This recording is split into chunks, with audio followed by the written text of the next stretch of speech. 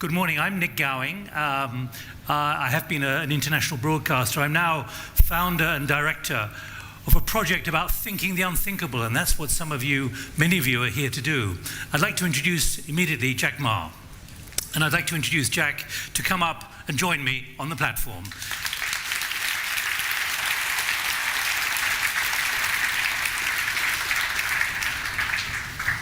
Good morning, Jack. You've flown in from the People's Republic of China. Thank you very much indeed. To take a seat here, because what we're going to do for the next hour is have a dialogue with Jack Ma, founder of Alibaba, which is bigger than Amazon now, an extraordinary operation which he created in his apartment about 20 years ago, and look where it is now. It's to inspire, but also to understand many of the challenges. And what I'd like, if I may, to underscore how we're going to move this forward this morning, I'd like you to feel part of the conversation. Jack, what I'm going to do is I'm going to ask anyone in the audience as well if they want to intervene on the conversation. And maybe if we can do that by raising the lights so I can see you. I can see an awful lot of mobile phones, but if someone could put the lights on, then I have a chance of finding out who else would like to join the conversation, because at the moment it's a blur of dark colors and some heads which are shining. Not many, but some are shining. But I'm here really to make sure this is a conversation. And I think it's worth underscoring, Jack, that you've said that you want to write a book, which is Alibaba's 1001 Mistakes. Because it's easy to say to Jack, you're an extraordinary achiever with your co-founders and the enormity of what you've created, but it didn't come easily. There were many setbacks, and he wants to highlight that. And you've underscored very much that the bigger the company, the bigger the problems. You've said that time and time again. But we want to get, in the next 55 minutes, into understanding how you've also become a mentor for entrepreneurs. And there are many tensions that you have identified, and I'm underscoring this for the audience here, about the way in which technology is changing, about the way there's now a new line between people and machines. You've been saying we used to make people like machines. Now we must make machines like people. So I'm pushing you down the track of, I know where you want to go. The things we teach our kids, machines soon will do better, which creates an enormous educational challenge. And that's what Jack is now pioneering with his work in the People's Republic, but also around the world. And he underscored very much, this was in an interview he did back in May in Paris, he underscored exactly what you've just heard in the video. If you think the tech revolution is a problem, then I'm sorry to say the problem has only just started. If you think it's an opportunity, that opportunity has just started. And it's all about your mentality. If you worry, you're always going to worry, but don't think in that way. And what I'm doing, Jack, we weren't able to speak before we came on the platform. What I'm trying to do is set in context what we want to hear from you, not just about Ukraine, but about what you're seeing elsewhere. And I think it's important to underscore what the President has just said. Back on July the 29th, there was a presidential decree to boost e-government in this country, hopefully by having the first steps in place within 6 months, 11 clear steps. But we want to hear from you, I think, and I'm going to tell you how you can make your feelings clear to me about when you want to intervene. What we want to do is understand the complexion now of the digital space in which you have been operating, in which you have made an extraordinary success, well ahead of Amazon, but others are moving up as well. And I think it's important to underscore that Ukraine does not have the time to repeat the development paths of leaders. In fact, Ukraine needs to create its own transformational miracle. And I urge you to pick up what the President said, what we've seen on the video, even if you're not familiar totally with Ukraine, where there are still 3,500 state companies, where there's still that transition going from the Soviet era to where we are 28 years later. We want to understand the role of cooperation between the state and business in matters of digitization, to again build on that. Could I ask, please, the tech people, could we have the lights up? Because we have 50 minutes, 55 minutes, and I'd like to know who else wants to put questions. And at the moment, we can't really see anybody. So could someone put up some lights, please? There's someone there who is already using their own light, and they're putting up lights. That shows tech, low tech. Jack, welcome. Thank you. But the 1001 mistakes, what would you be saying in that book which you haven't written yet? Well, first, you just say Ukraine cannot afford to copy the other country's success. I think no country can afford in today copy the other country, because we are entering into an area that's so new to anybody, to any country. I don't believe they're expert of future. There's only expert of yesterday. As entrepreneur, we believe in future. I'm very happy to hear President said, invest in the people. Invest in the SMEs, small business. Invest in the young people. Invest in the small business. This is the key. Last century, because of the industrial revolution, so the bigger the better. Next century, the smaller the better. The flexible is better. Last century, people say, you are big. So big is the standard. Next century is good. If you're a good company, you'll be good. Good company does not mean you have to be big. How do you define a good company? Good company is a company, you don't have to be big, because the bigger you are, the bigger problem you are. The good company means you take care of your employees, you take care of customers, you are respected, not because you're rich. We find we have a lot of people who are rich but not respected, right? When you do things, you should be happy. Your employees are happy. Your customers are happy. Society are happy. This is the key. So not necessarily you're big. I'm rich. No, rich means nothing. But you created a company, an enormous organization. Do you regret having created a big organization then? Yeah, if I could be able to try again, I would try to make my company not that big size. Unfortunately, it's growing so fast, so I tried to make a big size but good company. But should you have said stop? Is there a time when you should have? Was that a mistake? I tried to stop, but later I said, well, it's impossible to stop. Because I think with the technology, with the ideas, with the terrible experience we had, we can enable many, many small business. They are on the way to tomorrow. With our tough 20 years experience, we can share those experience, those mistakes with those entrepreneurs on the way. Now, you have created and been lecturing yourself at your own business school for sustainability in China. I think it's been going 3 years. And you've emphasized where people have failed. Actually, I'd like to suggest to you experimented, but it hasn't worked. Failure sounds too negative. What kind of examples are you using about which suggest and make it clear the kind of traps that those out there can fall into?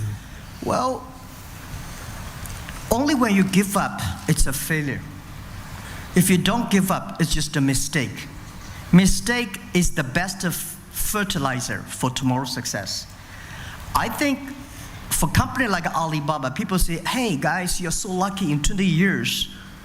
You have achieved that much. Yes, we're lucky, but we worked very hard. We made more mistakes than anybody can imagine. We made mistake on raising capital, we made mistake on management, and we made mistakes on HR, we made mistake a lot of areas. But Tell us more about those mistakes, Jack. For example,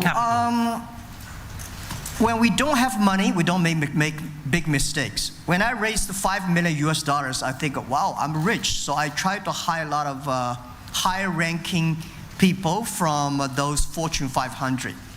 When I hire them, I know something rough. For example, I want to make a marketing plan for my product. So I asked my VP of marketing.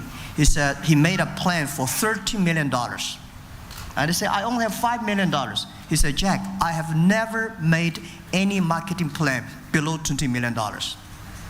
So how could you succeed? And I think, wow, it's my problem. when your company is only a poor tractor, don't try to buy a Boeing 747 engine in it. Because it's not the Boeing engine problem, it's your problem. We are not ready. Don't think great people always in your company. Those people believe in you, those people following you, you should spend the time training them, working with them, and develop them with them together, invest in them, and then the company grows. This is a lesson I learned. And you mentioned HR problems as well. You have an enormous operation. I mean, when it was so different from when you were in your apartment 20 years ago. Yeah. What were the HR problems which overwhelmed you? Well, a lot of people want to have a quick success. They try to headhunting people, right? I want to get that guy, I want that guy. I want to win the competition. If you want to win the competition always in your mind, you're a professional killer. You are not the guy thinking about developing a company. So I was a teacher. I had no experience of marketing. I don't know anything about technology. I don't know anything about accounting, actually. So I know as a teacher, the best way is to find the good students. Find the people who are better than you are. Find the people who are smart you are. Believe in your students are smarter than you are. So past 20 years, I try my best to be a good teacher. I call myself CEO, Chief Education Officer. I learned from a teacher. Thank you. A good teacher always hope that his students do better than him. A good teacher feel proud. This student become a TV anchor. This student become a banker. That student become a mayor. No teacher wants this guy bankrupt, that student in jail. Nobody wants that. So if you want your students to do better, you should give them more chance. You should trust them. You should give them opportunities. So from what I learned from my HR, I trust my people. Even to today, I give my advice to those young leaders. When they hire people, the advisor, hire the people. If you think this guy, in 5 years, he will be a boss, hire him. Now, Jack, there are parallel challenges between what you've faced in the People's Republic of China, where there are an enormous number of state enterprises, and there remain a significant number of state enterprises here. And one part of our discussion has to be about how you transfer, how you translate that state mentality into what you're saying. Well, this world, we got so many complaints. And as entrepreneur, we love other people complain, we never complain. We think the opportunity only lies in the place where people complain. I found a lot of people complain about SOE, state-owned enterprise. They are so big, they're so powerful. For me, we are so tiny. Why should we worry about it? There are plenty of room. When I'm big enough, I think we still should not complain. We compete with them. We prove to the society that we are more efficient. We prove to society we can do better. And this is what I'm doing. And complaining is so easy. Everywhere in this world, the thing worry about me is so many young people complaining. Complaining, you listen. If you solve the way complain, you solve the problem. So SOEs, state-owned business, they are big, they are everywhere. But you see, they're shrinking. They focus on tiny things. For us, the market is so big. So what will you be telling the president? Well, on this particular issue?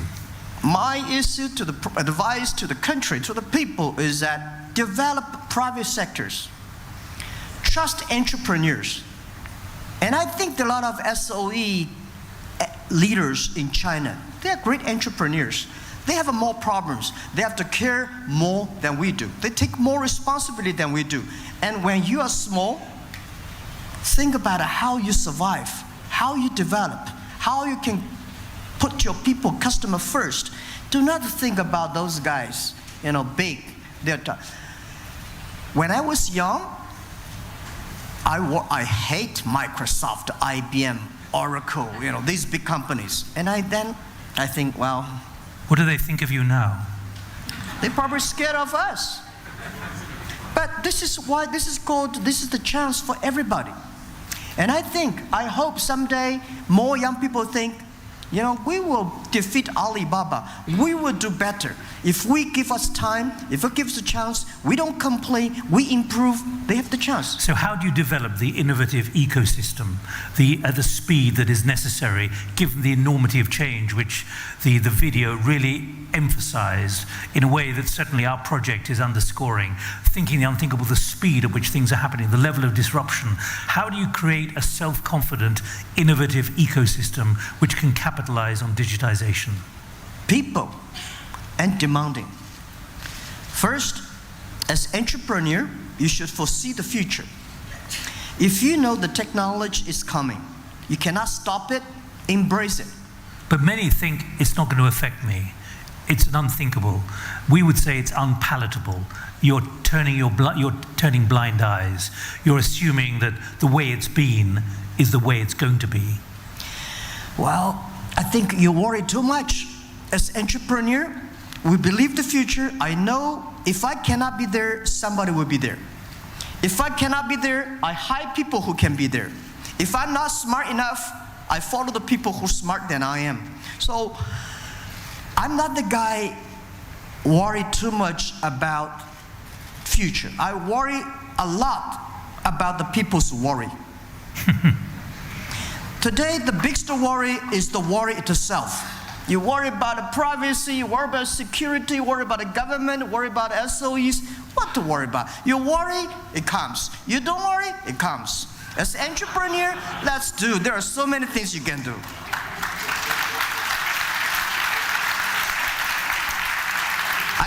I got millions of challenges. When I started my business in 1999, people say, hey, Jack, you don't have money. Yeah, no, I don't have money. You don't have technology? We don't have technology. You don't have the credit system? We don't have a credit system. You don't have the logistic. You don't have a payment. You don't have this and that. I say, if everything's ready, there's no chance for me.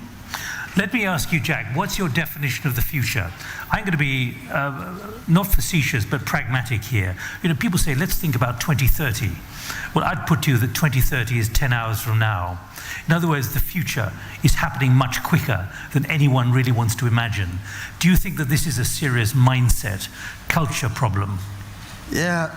First, I think in the future, 2030, there will be more rich company. There will be more rich people. The country will have, the world will have a lot of challenges, but those people, tell me, any society, any time, any period of the world, there is no challenges. But what about the argument that AI, algorithms, are going to hollow out the middle class by removing a lot of jobs that have been assumed to be there into infinity, because the nature of that work is being done by machines? No, because when you don't know about AI, when you hear too much movie stories by AI, you start to worry. Why you worry? Because you don't know it. I think people worry about when the first technology revolution come to the world, we worry about machine. Last century, we worry about electricity. Today, we worry about AI. What is AI? AI, artificial intelligence, do you think we human beings only know less than 7% of our brain? And less than 7% of the brain, do you think we can create a machine that kill people? Impossible. Human beings should have confidence. Machine only have chips. Human beings have a heart. The heart you can never create. Machine we can replace some part of our brain. Machine can never replace your heart. Trust me that it will take a lot of jobs, but it will create more jobs. But maybe you are not competent. You're not good for that jobs. Somebody will. And I think, let me tell you, that when people worry about, in our company we do not call it artificial intelligence, we call ourselves Alibaba intelligence. We think it's a great thing. I said yesterday in a university that my grandfather work 18 hours a day, 7 days a week. He said, oh, I'm very busy. We people work 5 days a week, 8 hours a day. We are very busy. Let me tell you, my grandson, he will work 3 hours a day, 3 days a week. He will tell you he's very busy. Machine will make us doing that. And you should have when you believe in the future is good, you will do good things for the future. When you believe a bad future is bad, your mentality is in trouble. And then you will be upset. How can be a person upset, be creative? I just cannot imagine. I've got to pick you up on that, Jack, because earlier this year you talked about in support of the 996 work routine. And I've got to underscore to those who don't know it, particularly in China, you work 9 a.m. to 9 p.m. 6 days a week. And you were given a hard time because of that. And you backed off a little bit. No. 996 is the spirit that I encourage in Alibaba people. If you want to have a bright future, if you don't want to be give up by the society, if you want to be successful, you have to work hard. Of course, you can enjoy life. You know, I work only 2 hours a day. And can you enjoy life with a 996 regime? Yes, I do. I do. Do other people in Shenzhen and elsewhere? I think most of the people in this world, whether they're a great president, whether they're a good professor, or a good engineer, a good scientist, or a good anchor, like you work much more than you do. When I have a shower, I think, I work. When I'm in the toilet, I think. When I'm running, I think. We never stop working. Because today, why Alibaba need to 996? Because we, on our side, we have more than 60 million business rely on us. If we don't work hard, they lose their hope. So we have to work hard. But if you don't like your job, if you don't like the work you do, working 2 hours a day, you feel very bad. If you love your jobs, people like me, if I love the job I'm doing, I love the things I'm doing, 10 hours a day, 15 hours a day, it's nothing. This is how you view the world. As an entrepreneur, when I was tiny, I thought, one day I'll become a big boss. I take cigar, watch movie, business easy. I should make my company bigger. Now my company is much bigger. I'm much busier, more problems. So enjoy while you are small.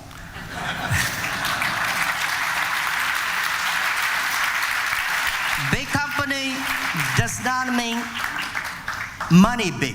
Big company means big responsibility. You take care of your more employees, more customers, more social responsibilities. Oh, I do regret. I could enjoy my life much better. But, this is my life. I have to live it. I've got to tell you, in the media, it can be not 996, but 12-12-7. So I warn you, we work even harder than that sometimes. Now, see? A lot of people just don't want to admit it. Everybody try to speak the things that people want to hear. But as entrepreneur, if you want to be the mentor, tell them the truth. Life is not easy. Now, what I want to do, Jack, is open it up. And what I want to do is make sure there are 4 microphones. Where are the ladies who've got the microphone? I can see your light here. Where are the ladies with the microphones? Please come forward, because I need to know where you are. Okay, one there, one here. Where's the second and third and fourth? Can I have some more light in the room, please?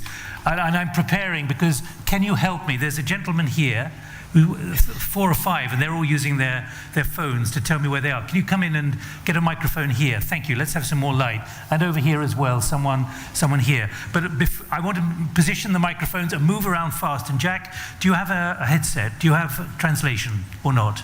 Yeah, I think some... Could we get a translation? Because, Jack, I want to talk about education, but I want to make sure that we're lining up a lot of questions here. Jack, let's have a headset if we can. For the first question, let's do it in English if we can, but that's not to rule out anything else. You need to go to channel 2 when we do that. But I want to finally ask you before I open it up, because I want to show we are opening it up for the next 35 minutes. I want to ask you about education and the work you're doing on this. You've stepped back from Alibaba, but you've created a structure, you've created a process, you've created a momentum, and particularly for the next generation. So what is the principle you're trying to highlight at the moment? Why at the age of 55, okay, you've stepped back, but you've still got a job you feel that needs to be done in this scale of disruption? Yeah, I've been doing in the past 20 years on internet. And I find the more internet help people, the more people start to worry. For example, artificial intelligence is going to replace a lot of jobs. And I suddenly realized that most of the things and the way we teach our kids in the schools are for the industrial period. In the future, the artificial intelligence will make machine much smarter. Machine can remember more, remember accurate, machine can never get tired. So everything we teach, most of the things we teach our kids, machine can do better. So what education we should give our kids that they will be able to do the things better than machine? And what's your answer? Creative, constructive, I think very important, innovative, independent thinking. When there are so many opinions on the internet, people lose their independent thinking. And we should make our kids to be more creative. I saw so many young people in Ukraine. I went to the university yesterday. Excellent, intellectual. But staying in the university is important. But people like us, we are not good at academic. We try every day. We learn from the society. We learn from the mistakes. We learn from our partners, learn from our employees and customers and competitors. And that will make you innovative, creative, constructive. So this is something I want to do something to help our next generation. They are never scared of artificial intelligence, never scared of robots. They can do things that robots cannot do. Second thing, I think today the whole world looks like we put too much money, resources on university, master degree, PhD degree. But I think we should put more resources on the primary school, middle school, kindergartens. And then it's too late in the university. So this how is what do you change the curriculum for that generation, the under 10s, the under 12s, those who are not at university? How do you change the curriculum? Because I've got to put to you that that's tough in the education world. I know, but we see a lot of countries start to moving that. In Israel, Finland, Japan, a lot of countries start to do that. I think before 12, music is important. Sports, teamwork is important. Painting is important. And I think make people like a people. We should not make people like a machine learning. I mean, like a machines. They only absorb knowledge. They should try knowledge. I see a lot of people in this world have excellent knowledge, but they just don't know how to use it. I don't have a lot of knowledge, but I use them very well. But let me put to you about quantum. Google have just done an experiment where they achieved in 3 seconds calculations which would have taken 10,000 years. That's coming down the track pretty quickly. Yeah. Where does that leave the human being and the next generation? Well, let's do the other. Industrial period, human being look at the outside world, right? We love Mars and moons, but this century, we will know the inside world better. The quantum speed, we know the outside world so much, but we don't know the inside world. This is the speed, the data. We have to know our human. Last century, we made so many smart and clever people. This century, we should create a lot of wise people. What's the difference between clever and wise? But is something like the quantum computer or AI going to be smarter than the human being? We will be able to decoding the human, the human secret. We always try to understand the outside secret, but we don't understand the inside secret. The quantum speed will make people understand us. So I want to say, we have a lot of smart people. Smart people know what they want. Wise people know what they don't want. What about the computer which tells you... So computing will let you know all the things you're looking for. This is not what you want. Computing, quantum computing, to me, it's like let the young people try it. The most dangerous thing is not a machine. The most dangerous is the greedy of people. The most dangerous thing is not AI. It's nuclear bombs. It's the greedy. So we should use the technology, understand the people, understand ourselves better. Don't worry about too much about technology. There is no way. Maybe you don't have a solution. I don't have a solution, but our young people have a solution. We don't have a solution today. Future, we have a solution. So I think, again, trust our young people. Trust the future. And let's do something. And this is why entrepreneurs are important. That's what I say. Government, lots of government start to worry people. Academic, worry people. We want to solve the worries. I'm sorry. Right, there you have your set. Right, now I can get the questions. Now, there are rules here, which is don't talk for a long time, because I'll cut you off. And I want to get as many ideas as possible. And do I have 4 microphones in the room or 2? Because I'd like the second microphone to come over here, please. Can you choose yourself? Right, please. Jack, could you introduce yourself? I'm Volodymyr Panchenko. I'm an economic analyst and also the speaker of this forum. I watched many of your speeches on YouTube, and I have not found one question which maybe you don't like now. You always explain about entrepreneurship, but we know that Alibaba achieved success also due to government actions of discrimination of Amazon and other platforms, and digital protectionism continues, and in the future...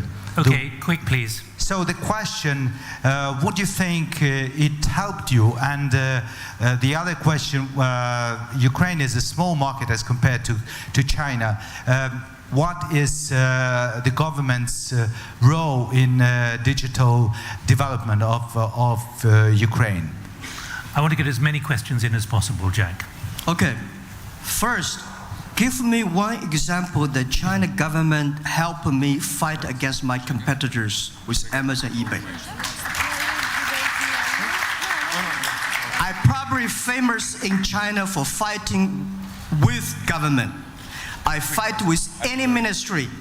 And I think internet is new to any government. So my job is to convincing, educate, work with the government, hear what they worry, and let them know what I worry.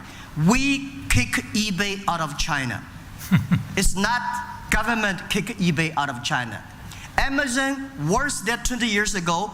They were here today. I talked to Jeff Bezos like 10 years ago. I said, Jeff, you sent a lot of people coming to China, but these people make boss happy, not make the customer happy. You should send entrepreneurs coming to China, make people happy, not the boss happy. That's my advice. Jack, you used the word twice, fight. What do you mean by fight? Well, if you think it is good for the future, if it is good for the government or for the people, and the government officials don't understand that, fight for it. Tell them. Today, most of the government officers in China, they're young people. Listen to them, communicate with them, stick to the ideas. When they say, this is the rule, okay, we follow the rule. Right. But before they make the rule, we fight for it. There are many people here. We could be here for a long time, but I'm going to be as selective as I can and as fair as I can. Please, at the back. There's a lady, who's got the microphone right at the back? Okay, well, you go ahead. Okay, please, right at the back. Доброе утро. Good morning. So, dear Jack Ma, would you please name several points which have formed you as a human being up to 35 years old, up until you created Alibaba? Because those points have made you as a human being with a capital letter H, whom we see on the stage today. Thank you. I think I'm understanding that. What kind of points before you were 35 prepared you for the success you've had? Okay. Well, as you know that I tried a lot of jobs, all failed, and I tried to university field, and I find that if nobody hire me, I should hire myself. And before 35, I don't have any chance, or there is no success cases in me, but this helped me. Were you a failure? I was. And I am, I don't know, in the future, because you never know you will succeed or not until the day you die. You will check the balance. I'm too young to say I'm failed or successful. I'm trying all the time. But let me tell you, 35, I still worry about the future. And now I'm still worried about the future. But I know worry is not enough, and you have to try the future. And I don't know, it's not me, it's the people. All right, I want gender equality in this room. Please, can you move the microphone across to the lady first? Yeah, please. Thank you. Even though there's not gender equality on the platform, I'm sorry. Please, go ahead. Mr. Jack, good morning. I'm Yana Pedlisna. I work in the State Finance Institution for Innovations, Ministry of Economic Development and Trade of Ukraine. And my question, what do you think? Innovation is a problem or solution? Thank you. Can I ask you first, do you think your ministry is now being innovative enough? You can... Yes, because, my ministry, the best ministry in Ukraine, because we have a lot of very creative people. I say that because you can call yourself innovation, but that doesn't necessarily mean it's easy. Jack. Thank you. Yeah, I think innovation is absolutely the solution for future. And I have confidence in Ukraine. From the university I visited from these 2 days, you guys are so good, very knowledgeable. The only thing is leave the academic, leave the school, go try. Try the mistake. The more mistakes you have, the more experience you have. But how innovative does an innovation ministry have to be? Innovation ministry, your job is not you to be innovative. Your job is to find innovative ways to empower the other people to be more innovative. This is very important. Think about what kind of ways you can inspire people, business. They can be more creative, more innovative.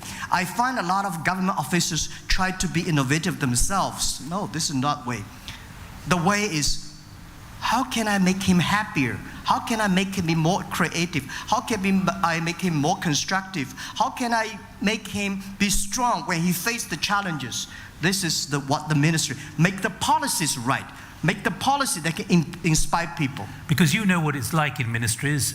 If you get too innovative or too maverick, then you are sidelined. You are seen as someone whose career should not go any further. How do you inspire within a bureaucratic system?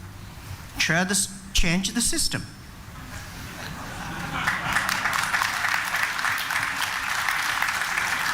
Well, company like us, the only thing you win because we change our system to making sure our customers can be more creative.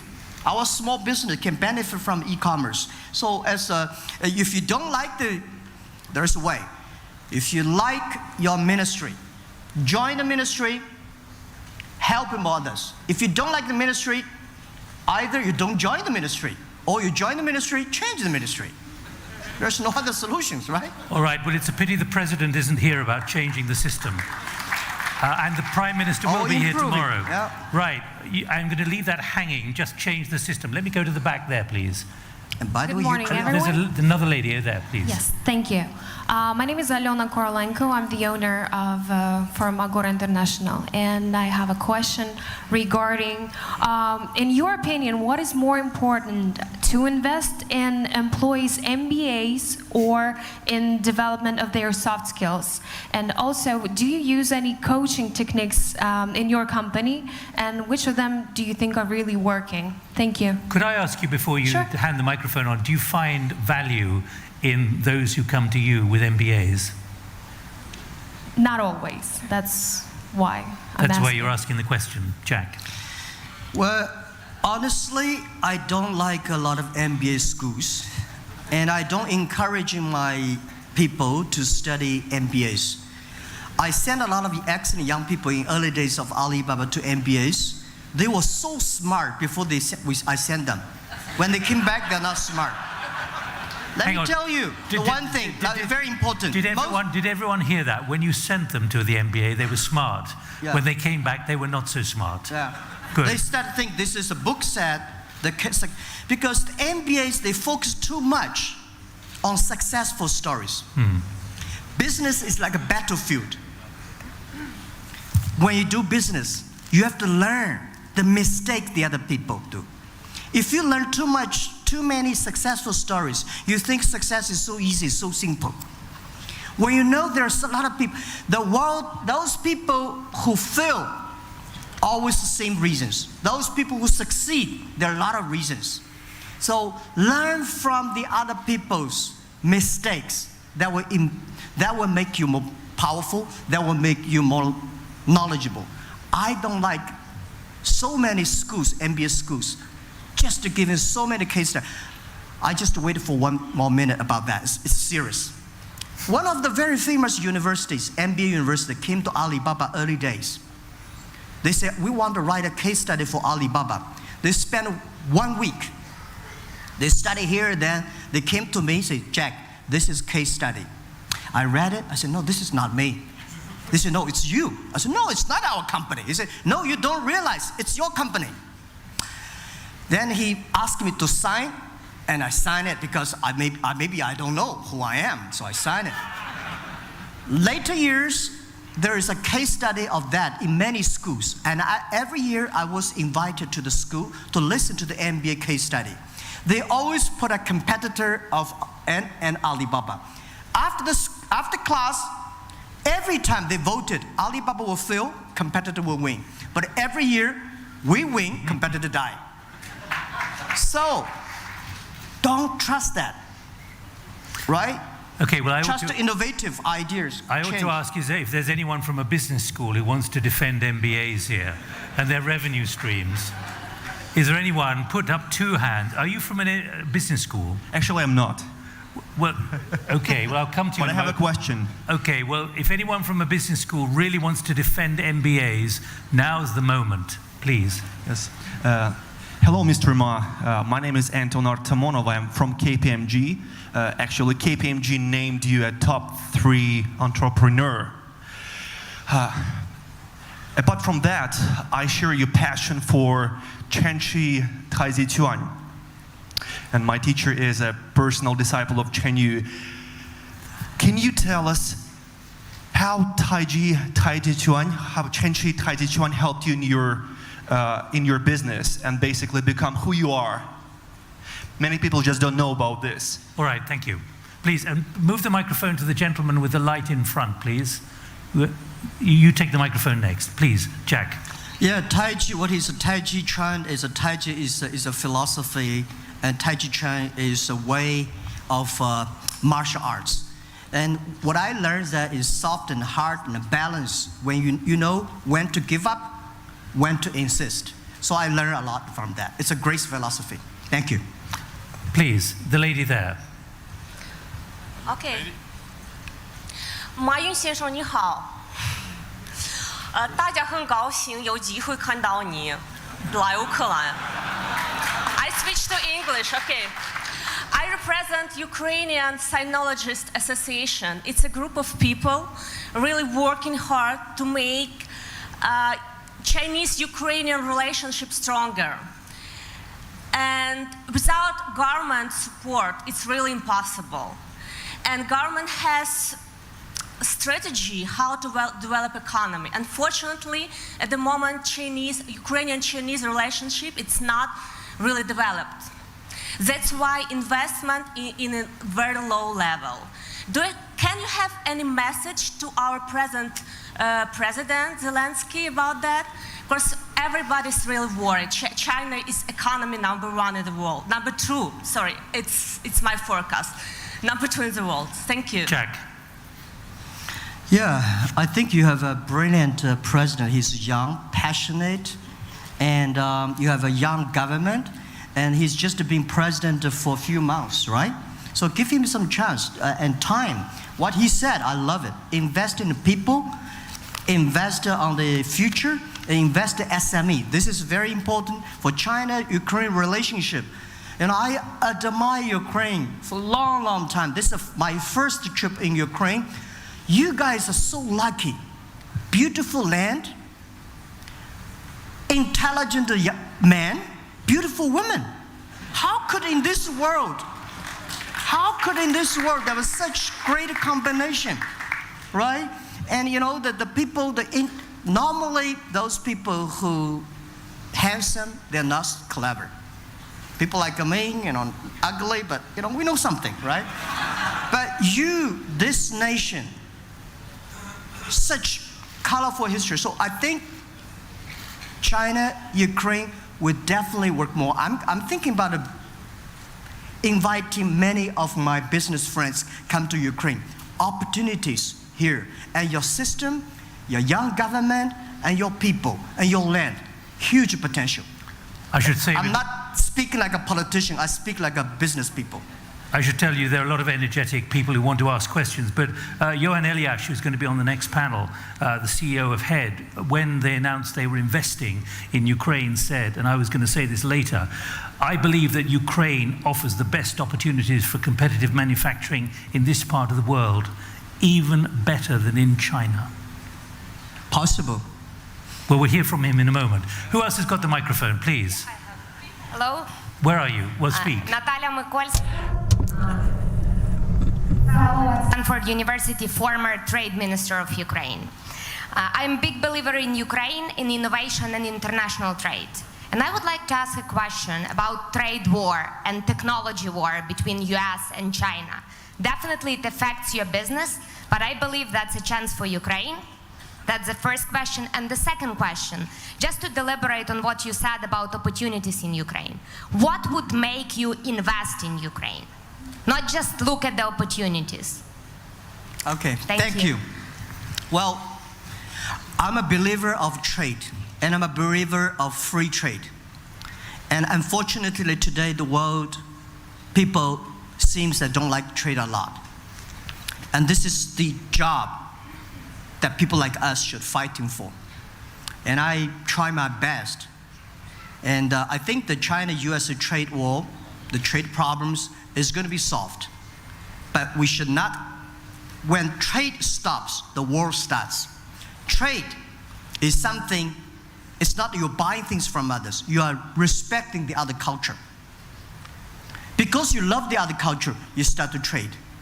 So I, as the person doing entrepreneur, and I understand, government, they love each other's group. But the most important is business love each other. People love each other. People love the other companies, other countries' products. So I don't have any problem fighting for that. Do you think politicians are out of touch with what with what the people want? They want free trade, but the politicians seem to have a rather different view that it's going to protect jobs as opposed to create jobs. I'm not a politician. I cannot speak for them. I'm a normal people. I'm a business people. But geopolitics affects you as a businessman. Yes, there are a lot of things affects me, politician and policies. But my job is, before this thing happens, we should go convincing and talk. If that fails, we should never fail to continue to fight. So this is what I think. The world needs trade. The world needs respect. As the Ukraine, I think I love the people here. It's the intellectual people. It's openness of this country, the culture. And you people, you believe the future. You are making the changes. As I said, the ministry, never in the world. Very few countries I go there is a ministry of innovation and love to change. And you never see a government that president 41 years old, prime minister 35 years old. A lot of ministers like 28. They don't have experience. Tell me who has experience of the future? Nobody has experience of future. We think is that let's fight for the future. Let's make experience for the future. So I think I like the culture here and the people. The lady there. Hello. Mr. Ma, my name is Taras. I represent DCH Group. The question is, what is your vision of the role of the banks in future and how they will transform, in which part of value chain they will come? The role of banks. Yes, exactly. Or funders and private equity. In other words, you said that you made a lot of mistakes with funding and financing. What do the banks and the financial institutions need to understand about that? Well, let me tell you, banks' business is going to be tough. It's going to be tougher and tougher. Because traditional banks, they have the license. And they're supporting big companies easier. But in the future, banks should supporting small business.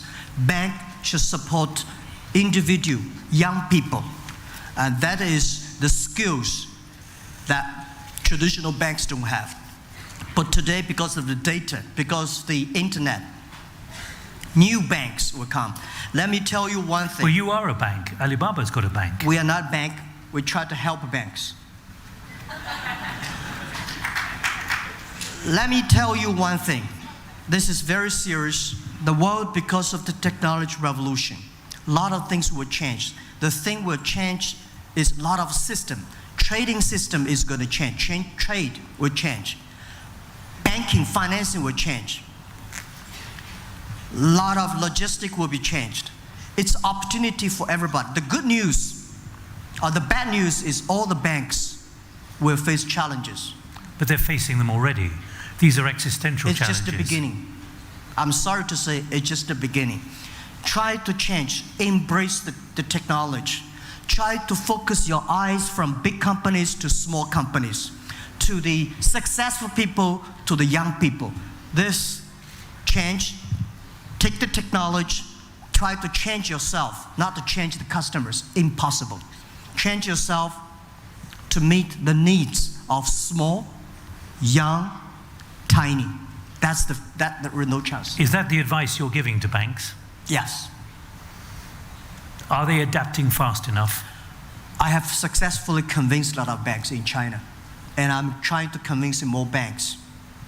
They see you as a threat. Pardon? Outside of China, they see you as a threat. Yeah. Well, when you tell them, when you really show the technology, when you really show the people start, for example, the mobile phone payment, banks, they hate it, but people love it. Banks should be inclusive. Last century, banks support big people. Credit cards support successful people. Today, mobile phone payment support poor people, young people, bottom up, inclusive. Only inclusive, only empower the others, you have chance. If you want the IT make you powerful, the DT empower others. So banks should think about how you can empower small business, young people to be able to. So there's a clear message for bankers in the room, please. We've got 5 minutes to run. I'm going to extend it a little bit, please. Thank you, Nick. Dear Jack, I work for YouFuture Group. We are a group of Ukrainians. Exactly 1 year ago, we visited Alibaba headquarters in your beautiful city. We have had a lecture about your progress, and I have two questions. First, everybody knows that you are English teacher, but nobody knows that, not so many people know that you are a serial entrepreneur. You started with a translation agency, very tiny business. You've been making excursions for foreigners. Then the second business you have had was Yellow Pages. You run a business of Yellow Pages, and now you are world known, probably the most important global Asian entrepreneur on the world stage. With the Silicon Valley idols, you are the only one from Asia. Question, please. The question is, what is the substance which goes through all these businesses throughout your career? From translation agency to Alibaba. Okay, What right, is the substance? And the second question. No, one will do. Okay. One will do. I think There's a theme there. What's the theme of your success, your DNA, even though you've had some very serious setbacks? curiosity and spirit of never give up and trust people. Curiosity for the future, spirit of don't give up, and trust people. Do you trust people you fight with, though? Yes, because they don't know I fight. If they know, they don't want to give up, they don't want to change, then I encourage more other people. Okay, who, at the back, please. Lady at the back, I'm coming to you. Yes, you've got the microphone, go. Hello, Mr. Ma. I'm Oksana Stechina from one of the biggest advertising group of Ukraine. Nice to meet you first. And regarding the question of curiosity, what are the future of communication? What advertising tools would be relevant in the new era, in your opinion? Thank you so much. Can I say this is something that Jack Segela is going to address in the next session, so maybe be a little briefer on that. We're going to discuss that in the next session, quickly. Yeah, the advertisement, you have to think about how you can help those companies, how this advertising can help consumers instead of just making money, create value. Follow up right here.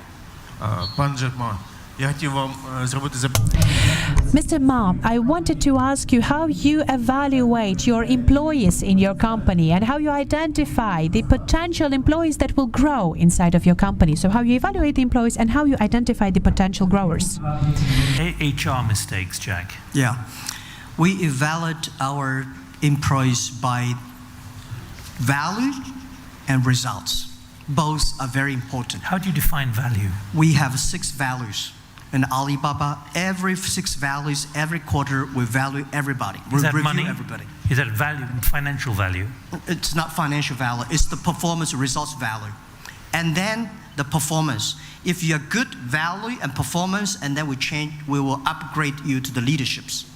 The leadership value system, review system. So we have a whole system to train developing people. This is what I'm good at. Over there, the gentleman there, you've got the microphone, please. Yes. No, wait a minute, behind you, I'm sorry. He's been very insistent since the beginning. So, hello, my name is Olga. I am the micro-entrepreneur, and for the last 9 years I deal with charity. Would you please tell what is the best way for the development to develop in Ukraine, to develop abroad, or should I still become a financially successful entrepreneur and then I should help people? What's the way for the development? Make yourself successful. Make yourself make money and then help other people. A lot of people, they don't know how to successful. They try to teach people how to be successful. This is no good. Mr. Gowing. But Jack, wait a minute. Mr. Gowing. Whoa. But there is an important principle here. Things are changing in the corporate world. The principle of purpose and values. In other words, it's not just about making money, it's about making money in a different way, which rewards and looks after those who are giving you the money as opposed to just taking it. Absolutely. Let me tell you, a lot of public people and government, they think business is just for making. You are too greedy. You people, entrepreneurs, business people, no, people like us. One of the reasons why Alibaba grew that fast, past 20 years, let me tell you, in my company for past 20 years, I never spent a half an hour discussing how to make money. Half an hour. We discuss about how we can help people, small business, how we can solve the problems. This is as the CEO and chairman to do that. But if you didn't make money, you couldn't survive. And if you really do things proper, the money will come. If you're looking for money, business people, let me give you one advice. If you only think about money, this is US dollar, this is RMB, you talk about UK pounds, nobody want to make friends with you. If you don't have friends, you don't have business. So think about it, how you can help people. Your action will change, your eyes will change, and then people start to work with you. Very important. If you want to be big, support more people. One more, please.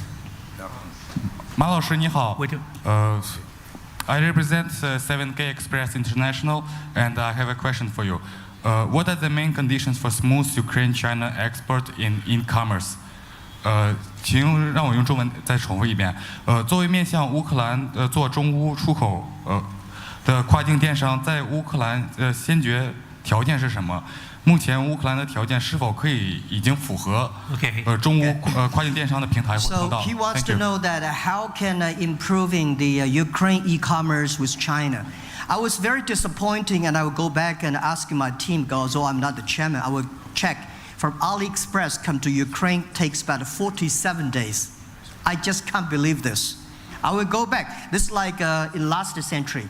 We will improve it. Logistics is important. Payment is important. And internet is important. These are three things if Ukraine wants to develop.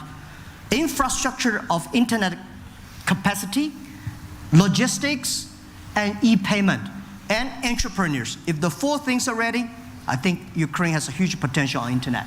Jack, you can see an enormous number of people out there, but where are you? We've been waiting here. No, I know a lot of people are waiting, Right here. Where are you? Right here. Yeah, there. Mr. Ma, hi.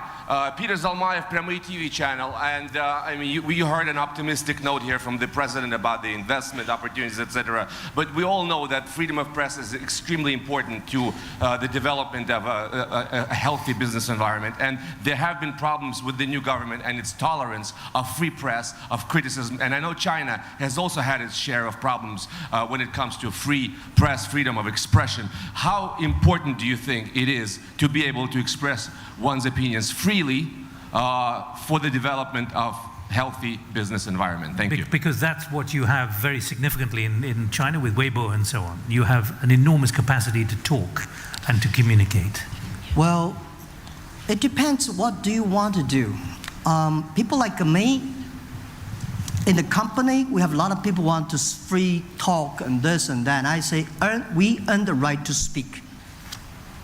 And the next thing I wanted, giving the people like entrepreneurs, we always see the good side, enlarge the good side, and we shorten the weak side. So, to me, I think a business on the internet and the whole world, in any country, there are so many opportunities. If you want to focus on this side, and then be a politician. People like me, I focus on business. I want to empower people. I want to enrich people. I want to inspire those entrepreneurs. So I think this is more important for me. Does politics get in the way of that? Yeah, that thing, I'm not expert of politician. I'm not expert of channel, TV guys. You guys fighting for that. I'm fighting for economy. Okay. This is how I am. Right. We're overrunning, Jack, but there are a couple of things I just need to raise with you very sharply at the moment. You are a member of the UN Secretary General's high-level panel on digital cooperation. There is a significant fear, and including from Facebook and other big organizations, that there has to be some kind of regulation of the digital space. What is your view on this, particularly, and you need to tell us just how many times you've been hit at Alibaba, how much cybersecurity is paramount to your survival, but the real threat. So final thoughts, please, on digital cooperation, but also tell us about the number of times you're hit a day at Alibaba. Yeah, every day we have 300 million hits from hackers to our site. 300 million? 300 million. Every day. But which is good, where we are empowering our capability of facing these challenges. I think we are all excited. All the hackers start to attack. We get experience, share with the experience. And have any of them got through? No, we are so far so good. We have such billions or trillions of transactions on our site. We are dealing with that. And the second thing I want, yes, the government, government love to make policy to control. Business like us, we don't want the government to take too much policies to control. But there needs to be regulation. There need to be. Smart time need smart regulations, need smart policies. And the policies should not be given by government, should be working together with private sectors, public sectors, working together. Let's find a smart solution. But do you think governments can move fast enough and smartly enough? Governments move slowly. The UN moves even more slowly. Yet the immediate challenge is now because of the threat and the credibility of They the will. system. They will. They will, because this is why I love to see so many government, and I hope we will move government to e-government. E-government will make the government very transparent. E-government will no corruption. E-government will make things more efficient. So I think e-government, entrepreneurs, education, infrastructure. These are the 4 very important factors for any countries. If you want your people to be rich, if you want your country on the right direction, these are 4 E's. Jack, I'm afraid we've got to conclude the conversation now. I'm sorry, there are so many hands going up, but you can work out the mathematics. It's impossible to get to all of you. But thank you for all those excellent questions. No, I'm sorry, we're out. I know you've been waiting, but a lot of other people are waiting as well. It would be unfair. But can I thank you enormously for coming here to Kiev and for sharing it in a very open way. The challenges that you are now addressing, having stepped back from the daily running, but can see enormous problems and challenges ahead. And you are only in your mid-50s. So it is about lifelong learning. Yep. So Jack Ma, thank you very much indeed. Thank you so much. Thank you. All the best.